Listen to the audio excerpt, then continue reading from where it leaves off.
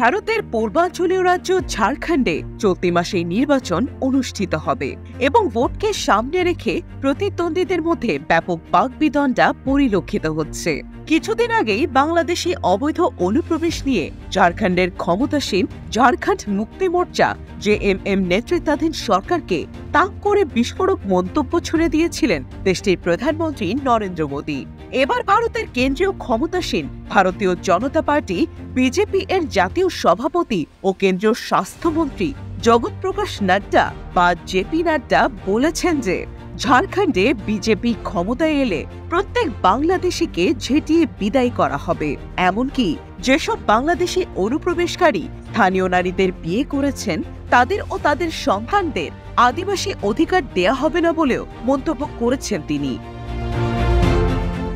ভারতীয় সংবাদ সংস্থা এএনআই এর প্রতিবেদনে বলা হয়েছে, গত শনিবার ঝাড়খণ্ডের পালামৌতে আয়োজিত এক জনসভায় নাড্ডা এসব কথা বলেন। এ সময় তিনি ঝাড়খণ্ডে ক্ষমতাসীন জনমুক্তি মোর্চা ও কংগ্রেসের জোট সরকারকে রাজ্যে বাংলাদেশি অনুপ্রবেশকারীদের জন্য দায়ী করেন এবং বিজেপি অবৈধ অভিবাসীদের বিরুদ্ধে কঠোর ব্যবস্থা নেবে বলে ঘোষণা করেন। নাড্ডা বলেছেন, বাংলাদেশি অনুপ্রবেশকারীদের ঝাড়খণ্ড থেকে বিদায় করা হবে এবং তারা যেভাবে আমাদের আদিবাসী বোনদের বিয়ে করে আদিবাসী জমির অধিকার পেতে চায় তাদের সেই অধিকার তো দেয়াই হবে না, তাদের সন্তানদেরও আদিবাসী অধিকার দেয়া হবে না। এ সময় নাড্ডা জেএমএম কংগ্রেস জোট সরকারকে প্রতারণাকারী, মিথ্যাবাদী ও চোরদের সরকার হিসেবে অভিহিত করেন। এর আগে কেন্দ্রীয় সরকারের স্বরাষ্ট্রমন্ত্রী ও বিজেপি নেতা অমিত শাহ বাংলাদেশি অনুপ্রবেশকারী ইস্যুতে ঝাড়খণ্ডের সরকারের ব্যাপক সমালোচনা করেন। তিনি ঝাড়খণ্ডের জেএমএম কংগ্রেস সরকারকে দেশের সবচেয়ে দুর্নীতিগ্রস্ত সরকার বলে অভিযুক্ত করেন। তিনি জনগণের প্রতি এই সরকারকে ক্ষমতা থেকে সরানোর আহ্বান জানান। প্রসঙ্গত উল্লেখ্য যে ঝাড়খণ্ডের ৮১ আসনের বিধানসভা নির্বাচনের ভোট গ্রহণ ২ দফায় আগামী ১৩ ও ২০ নভেম্বর অনুষ্ঠিত হবে এবং ভোট গণনা হবে ২৩ নভেম্বর। এর আগে ২০১৯ সালের বিধানসভা নির্বাচনে জেএমএম ৩০টি আসন, বিজেপি ২৫টি এবং কংগ্রেস ১৬টি আসনে বিজয়ী হয়।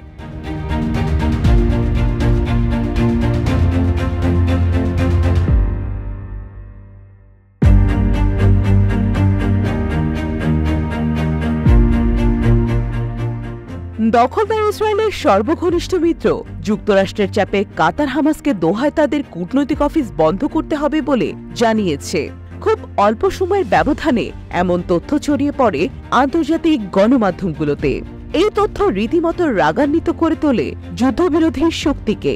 কিন্তু ফিলিস্তিনি সশস্ত্র গোষ্ঠী হামাসের এক জ্যেষ্ঠ কর্মকর্তা সম্প্রতি জানিয়েছেন যে তাদের দোহা থেকে চলে যাওয়ার কোনো অনুরোধ জানায়নি কাতার।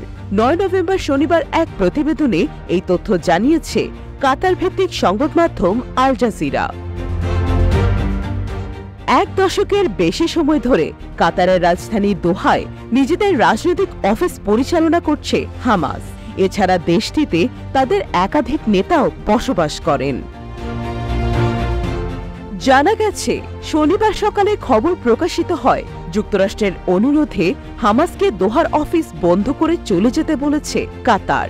এরপর দিনের শেষ দিকে হামাসের জ্যেষ্ঠ নেতা জানিয়েছেন যে তাদের এমন কোনো অনুরোধ করা হয়নি, এমনকি কোনো নোটিশও পাঠানো হয়নি। হামাসের ওই জ্যেষ্ঠ কর্মকর্তা বার্তা সংস্থা এএফপিকে বলেছেন, অজ্ঞাত কূটনৈতিক সূত্রের মাধ্যমে প্রকাশিত খবর নিয়ে আমাদের কোনো কিছু নিশ্চিত বা অস্বীকার করার নেই। আমরা কাতার ছাড়ার কোনো অনুরোধ পাইনি। তবে কাতারের এক কর্মকর্তা জানিয়েছেন, হামাস ও ইসরায়েলের মধ্যে যুদ্ধবিরতি চুক্তি বাস্তবায়নে তারা মধ্যস্থতাকারীর যে ভূমিকা পালন করছিলেন সেখান থেকে তারা সরে যাচ্ছেন। কারণ হিসেবে ওই কর্মকর্তা বলেছেন, হামাস ও ইসরায়েল কেউই যুদ্ধবিরতি করতে চায় না। তার দাবি, হামাস রাজনৈতিক আর দখলদার ইসরায়েল নির্বাচনজনিত কারণে যুদ্ধবিরতি করতে রাজি হচ্ছে না, আর দুই পক্ষের মধ্যে সদিচ্ছার অভাব থাকায় কাতার মধ্যস্থতাকারীর ভূমিকা থেকে সরে যাচ্ছে। কাতার ছাড়াও যুক্তরাষ্ট্র ও মিশর হামাস ইসরায়েলের যুদ্ধবিরতির আলোচনায় মধ্যস্থতাকারীর ভূমিকা পালন করে আসছিল। কাতারি ওই কর্মকর্তা বলেছেন, যতক্ষণ পর্যন্ত ইসরায়েল হামাস যুদ্ধবিরতির চুক্তিতে আন্তরিকভাবে যেতে রাজি না হবে ততক্ষণ দোহা এই বিষয়ে আর মধ্যস্থতা করবে না। আর যদি কাতার মধ্যস্থতাকারীর ভূমিকাতেই না থাকে তাহলে দোহায় হামাসের অফিস থাকার যৌক্তিকতা কি? তবে তিনি স্পষ্ট করে জানাননি যে তারা হামাসকে দোহা থেকে তাদের অফিস সরিয়ে নিতে বলেছেন কিনা। উল্লেখ্য যে গাজায় যুদ্ধবিরতি ও হামাসের হাতে বন্দী জিম্মিদের মুক্ত করতে দীর্ঘদিন ধরে ইসরায়েল ও হামাসের মধ্যে আলোচনা চলছে। এতে মধ্যস্থতা করছে কাতার, যুক্তরাষ্ট্র ও মিশর। তবে এখন পর্যন্ত কোনো আশার আলো দেখা যায়নি। তবে সূত্রের তথ্য মতে কাতার যুক্তরাষ্ট্রকে জানিয়েছে যে ইসরায়েল ও হামাস আন্তরিকভাবে আলোচনার টেবিলে ফেরার আগ্রহ দেখালে তারা আবার মধ্যস্থতা করবে।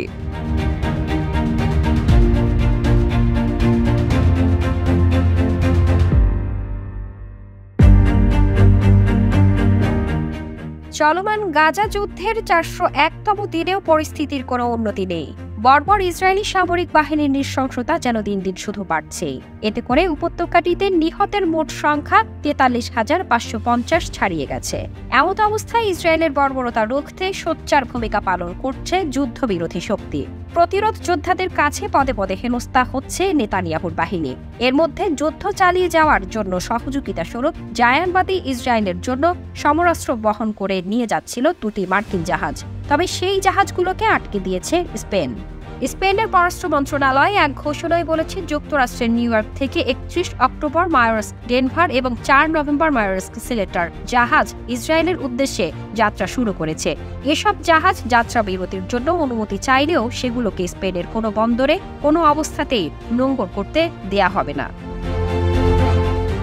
বার্তা সংস্থা মেহের জানিয়েছে, স্পেনের পার্লামেন্ট সদস্য এনরিক সেন্টিয়াগো এর আগে দেশটির অ্যাটর্নি জেনারেলের কাছে এক আবেদনে বলেছিলেন যে ইসরায়েলগামী 2টি মার্কিন মালবাহী জাহাজ যথাক্রমে 9 ও 14 নভেম্বর স্পেনের অ্যালগেসিরাস বন্দর অতিক্রম করবে। এসব জাহাজ যাতে ওই বন্দরে নোঙর করার অনুমতি না পায়, সেন্টিয়াগো সেজন্য আবেদন জানান। এদিকে স্পেনের প্রতিরক্ষা মন্ত্রণালয় এক বিবৃতিতে বলেছে, দেশটি ফিলিস্তিন ও লেবাননে শান্তি প্রতিষ্ঠায় প্রতিশ্রুতিবদ্ধ এবং আন্তর্জাতিক আইনের প্রতিও মাদ্রিদের পরিপূর্ণ আস্থা রয়েছে। এ কারণে ইসরায়েলি অস্ত্র কোম্পানিগুলোকে মাদ্রিদ 2025 সমরাস্ত্র প্রদর্শনীতে অংশগ্রহণ করার অনুমতি দেওয়া হয়নি।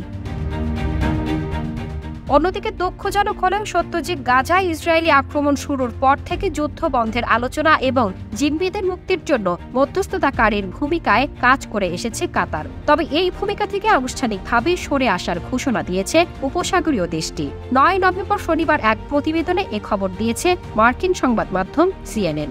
প্রতিবেদনে কাতার তার মধ্যস্থতা প্রচেষ্টা থামানোর প্রাথমিক কারণ হিসেবে ভালো বিশ্বাসের আলোচনার অভাবকে উল্লেখ করেছে। শনিবার কাতারের এক কর্মকর্তা বলেছেন, হামাস ও ইসরায়েল আলোচনার টেবিলে আন্তরিকভাবে ফিরে আসার আগ্রহ দেখানোর আগ পর্যন্ত তাদের এই সিদ্ধান্ত বহাল থাকবে।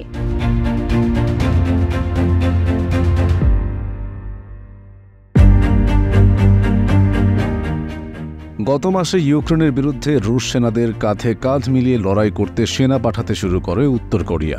এই তথ্য যেমন রাশিয়া ও উত্তর কোরিয়ার মধ্যে শক্তিশালী সম্পর্ক সকলের সামনে ফুটিয়ে তোলে, তেমনি ভয়ের মাত্রা বাড়িয়ে দেয় ইউক্রেন সহ পশ্চিমা বিশ্বের মনে।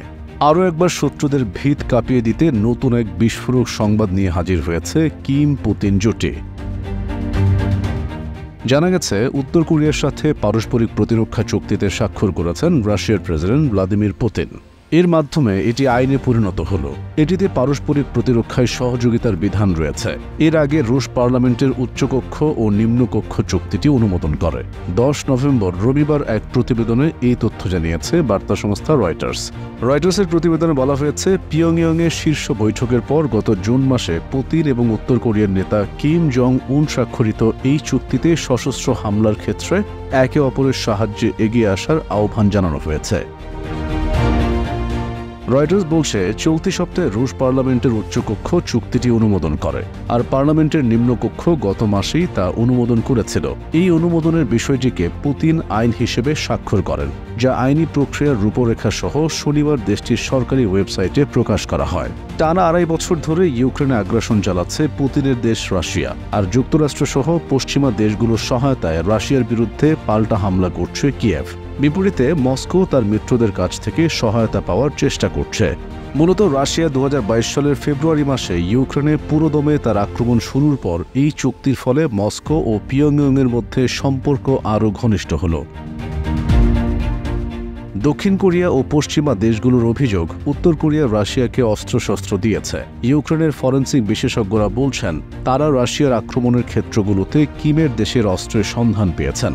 ইউক্রেনের প্রেসিডেন্ট ভলোদিমির জেলেনস্কি গত বৃহস্পতিবার বলেন, উত্তর কোরিয়া রাশিয়ায় 11,000 সৈন্য পাঠিয়েছে এবং তাদের কেউ কেউ রাশিয়ার দক্ষিণাঞ্চলীয় এলাকা কুরস্কে ইউক্রেনীয় বাহিনীর সঙ্গে প্রত্যক্ষ লড়াইয়ে হতাহত হয়েছে। রাশিয়া অবশ্য রুশ ভূখণ্ডে উত্তর কোরিয়ার সৈন্যদের উপস্থিতির কথা নিশ্চিত করেনি।